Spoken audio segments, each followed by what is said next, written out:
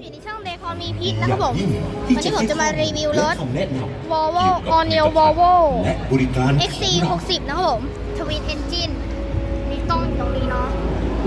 นี่ได้รางวัลแน่ Car of the Year 2018นี่คันนี้ชาร์จไฟฟ้าด้วยน่าจะนะพูดเลยขอเดาว่าน่าจะเป็นไฮบริดTwin Engine นี่ XC60 Twin Engine เนาะมีกล้องหลังซ่อนอยู่ Volvo XC60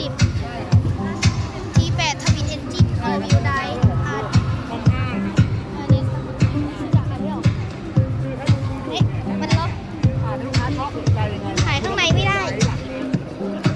ติดค้นนะเด้ดูนี่ก่อนแล้วกันโหข้างในเป็นอย่างนี้เนาะเฮ้ดูผ่านดิจิตอลเฮ้ยเขาลงแล้วเขาลงแล้ว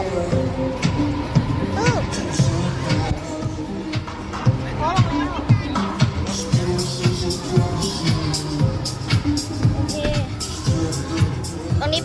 ปุ่มล็อกประตูนะครับผมตรงนี้เป็นหนังนะครับผมมีลมแอร์อีกแล้วเช่นเคยนี่ Volvo XC60 นะครับผมโอ้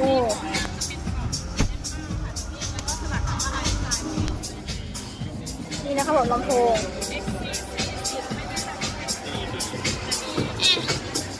ออกมาแล้วโอ้มีปุ่มแบบไม่ใช่แบบไอแบบแอร์แบบพุ่งมาด้วยเนาะ